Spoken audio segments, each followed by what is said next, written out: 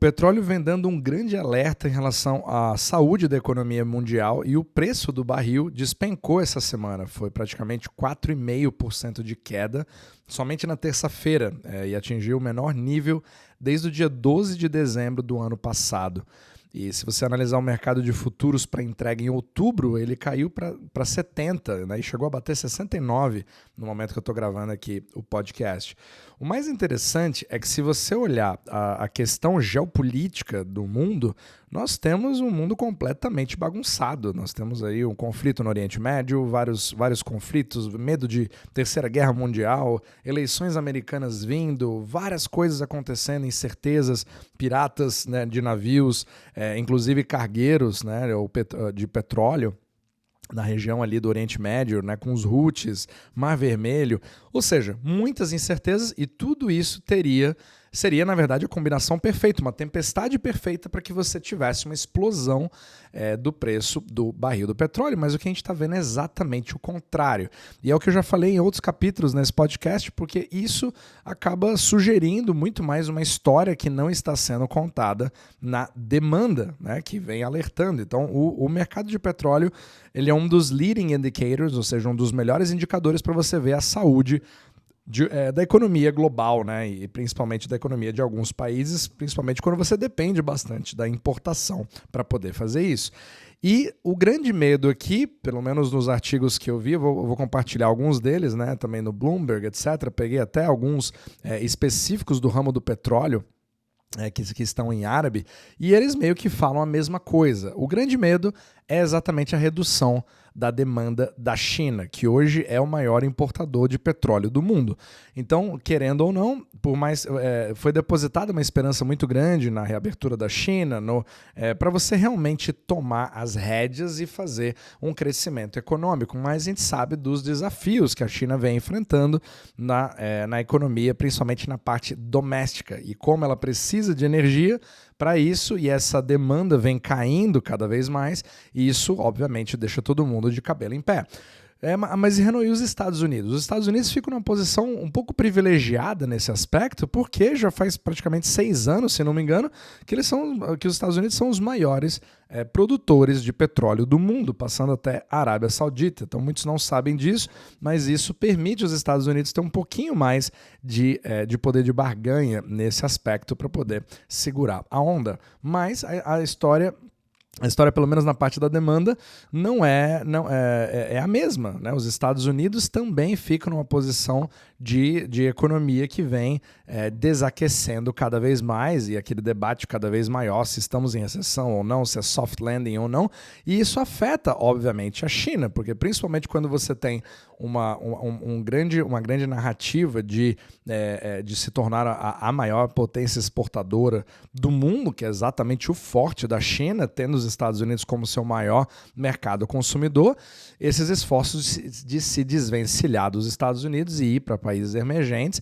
é uma tendência, mas demora bastante tempo. Então, ainda depende muito da demanda americana para poder justamente importar energia para fazer a atividade econômica e industrial continuarem, né? E se você analisar o próprio PMI chinês, também vem mostrando arrefecimento, e o índice de pedidos de exportação na China caiu pela primeira vez em 8 meses. Então, quando o carro-chefe do país vem demonstrando que já não está mais na mesma tendência, pode ter havido uma mudança de tendência, e isso obviamente cria bastante medo no mercado do petróleo.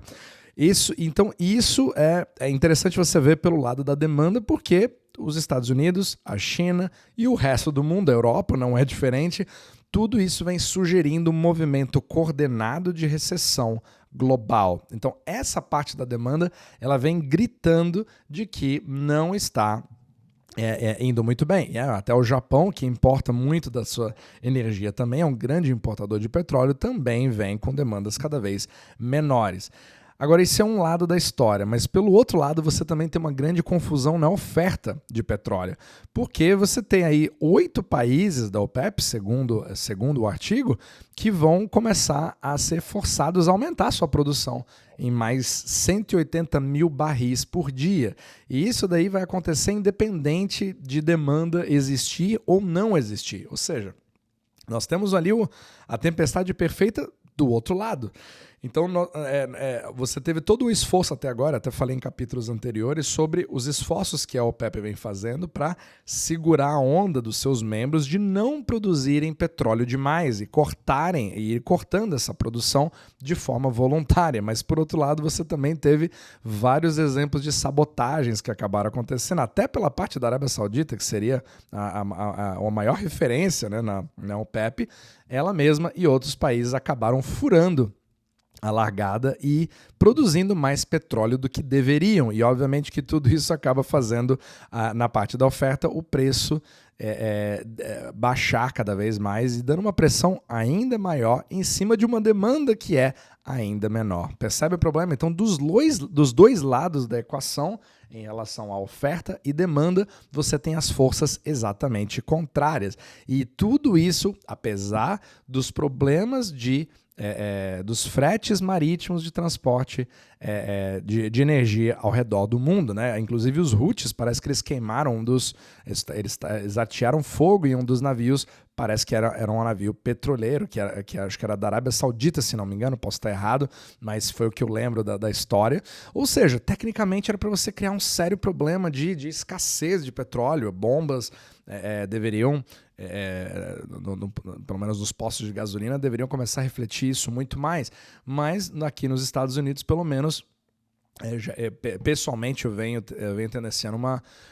observando uma tendência de queda na própria bomba de gasolina. Então ele sobe um pouquinho e ele desce um pouco mais, ele sobe um pouquinho e ele desce um pouco mais. E talvez você veja isso como uma excelente notícia. É claro que como consumidor você quer ver uma gasolina mais barata, reduz o seu custo de vida, libera para você fazer outras coisas. Mas, por outro lado, isso mostra claramente que as evidências de uma atividade industrial cada vez mais fraca e coordenada no mundo inteiro, sem ter nenhum país especificamente para chegar e falar, gente, vamos lá, vamos puxar, eu vou carregar o mundo nas costas. Esse é o pensamento que o mundo inteiro tinha dado para a própria China, para poder carregar o mundo nas costas, mas se a sua estratégia de exportação e você precisa de um mercado consumidor para isso, e esses mercados também não estão indo muito bem, você não consegue fazer isso. Percebe como tudo é bastante interligado e bem mais coordenado do que a gente imagina.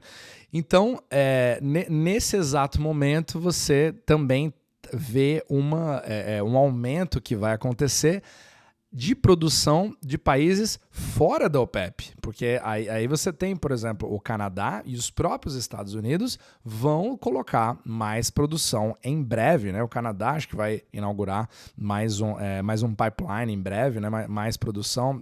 Até comentei isso no capítulo anterior. Então isso acaba criando mais pressão ainda para uma oferta maior ainda de petróleo. E pela própria indústria, não sou nenhum especialista em petróleo, né? Tem pessoas que entendem muito mais do que eu, como o Bloomberg, por exemplo, uma das melhores fontes para energia. Ele entende absolutamente tudo do assunto. Eu recomendo fortemente. Vai ter um Substack sensacional. E ele vem dizendo justamente dessas pressões que acontecem na parte da oferta. Então, vai ser bem interessante a gente ver, principalmente quando isso se trata de um pilar de desenvolvimento como indicador para mostrar para onde as coisas estão evoluindo, não somente nos Estados Unidos, não somente na China, não somente no Brasil ou na Europa, mas para o mundo inteiro. Então, é importante a gente ficar de olho, porque o nível que se desejava, pelo menos para quem é produtor de petróleo, é que você tivesse pelo menos um barril ali nos 80. E quando você começa a ver mercados futuros passando a barreira dos 70, praticamente numa vertical, isso acende um sinal amarelo indo para vermelho em relação ao que vem acontecendo na economia real. E, obviamente, que isso pode até ser que esteja no radar do Jerome Powell, mas que não deve ser comentado necessariamente, porque não é exatamente o tipo de número que você vai analisar na hora de você decidir se vai fazer um corte de juros de 0,25, 0,5 ou se às vezes você vai manter os juros intactos, né? Então vamos ver como é que as coisas vão se comportando, mas com certeza, como o petróleo ele faz parte do CPI, isso pode ter um movimento interessante. Então eu estou bastante curioso para ver como que isso vai levando, para ver o efeito retardado, né, que isso vai criar